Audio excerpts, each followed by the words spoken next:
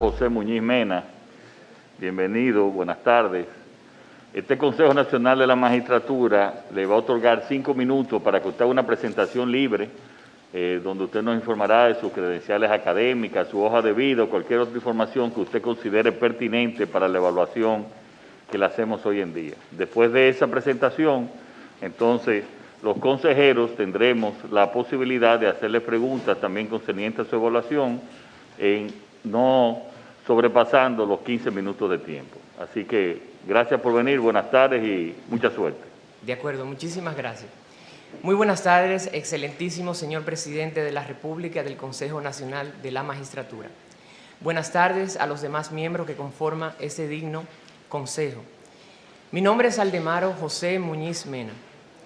Empiezo mi disertación, como siempre, dándole las gracias a mi Señor Jesucristo por permitirme una vez más presentarme ante esta plataforma y hacer cumplir mis sueños.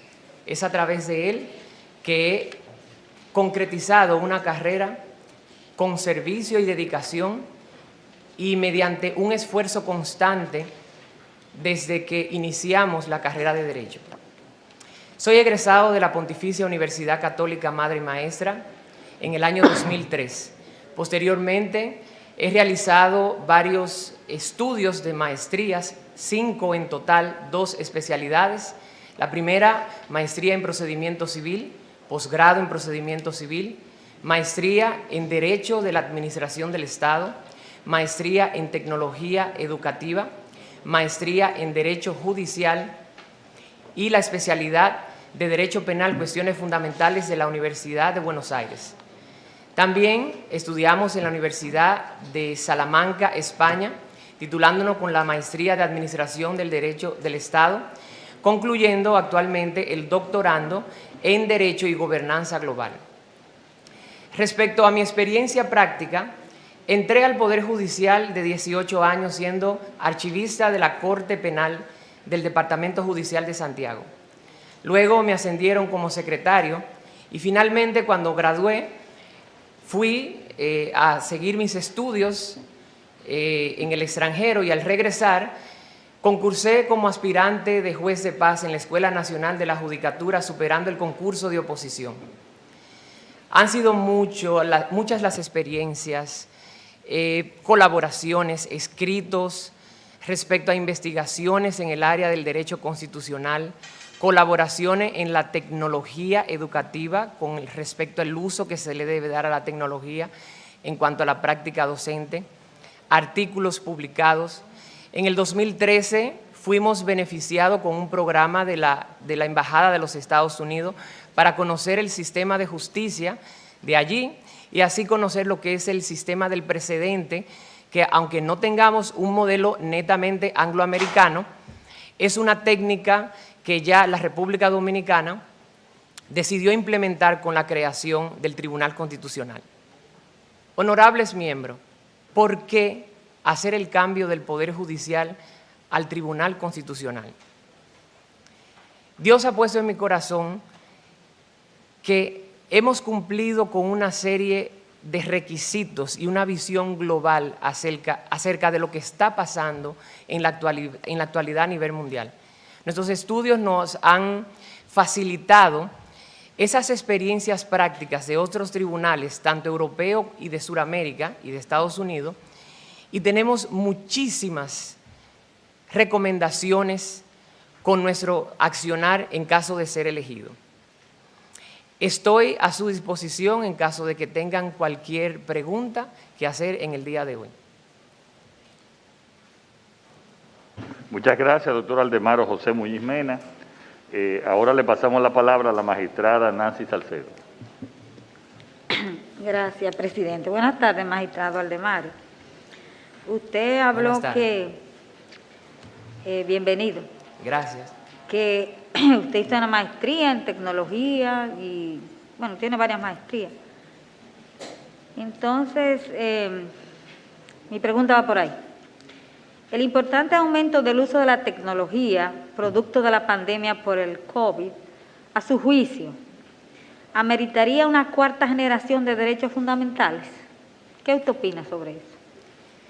Considero que, de acuerdo a las teorías impulsadas de lo que son los derechos fundamentales, es la doctrina constitucional que se ha erigido en dividir, de acuerdo al periodo que fueron protegidos por los ordenamientos jurídicos, lo que son las eras de los derechos. Hay derechos fundamentales de primera generación, de segunda, y vamos por la tercera, y se habla ya de una cuarta, protegiendo lo que son los derechos fundamentales previamente establecidos por las constituciones de los ordenamientos con el uso de la tecnología. Entiendo que el uso de la tecnología es algo inminente, irresistible. Ya los servicios públicos están utilizando de manera masiva el uso de la tecnología, y más ahora que estamos viviendo un tiempo de pandemia, donde se debe de proteger el derecho fundamental de la salud, garantizando de manera eficiente y eficaz un constante acceso a los servicios del Poder Judicial. Mi experiencia ha sido gratificante, no obstante ser un migrante digital. Hemos celebrado más de 500 audiencias durante el periodo de pandemia y hemos sacado más de 400 sentencias porque estamos desempeñando nuestra labor en materia civil. Entiendo que hay casos donde el principio de inmediación se podría discutir que se lesiona, pero prácticamente cuando se utiliza algún medio tecnológico, ya sea para brindar el servicio de salud, ya sea para brindar el servicio de justicia, inclusive la docencia en cuanto a la educación, estamos cumpliendo con un deber como sociedad de mantenernos a la vanguardia del acceso a los servicios públicos que es garante el Estado Dominicano. Muchísimas gracias, magistrado. Gracias, presidente. Sí, la magistrada Miriam Germán y después el diputado Fadul. Buenas tardes. Por favor, en materia constitucional, específicamente, ¿cuál ha sido su formación? En materia constitucional, hemos sido formados en Derecho de la Administración del Estado, lo cual es una combinación de derecho administrativo desde la concepción clásica del derecho francés, adaptado con lo que es el neoconstitucionalismo. Eso es en derecho público. También obtuvimos una especialidad en Derecho Penal en la Universidad de Buenos Aires, Argentina, donde precisamente la mayoría de las materias había un derecho constitucional penal que también agotamos. En la Escuela Nacional de la Judicatura agotamos también un programa de maestría en Derecho Judicial cuyo tema de investigación es la tutela judicial efectiva del juez en materia civil de cara a la Constitución del 2010, donde expresamos nuestra preocupación como hipótesis de investigación acerca de cuál era el rol que generalmente se tiene frente al juez civil pasivo en la valoración de la prueba. Obtuvimos unos resultados donde demostramos que de acuerdo a nuestra normativa adjetiva y las nuevas facultades que promulgan un juez más activo en la intervención de los procesos, en la instrucción de los casos, el juez tiene una serie de prerrogativas para el esclarecimiento de la verdad judicial. Otra cosa, distinguida magistrada, mi tema de investigación de tesis doctoral es precisamente la eficacia de las sentencias del Tribunal Constitucional en la República Dominicana, haciendo un uso comparado con las legislaciones del derecho constitucional europeo y americano.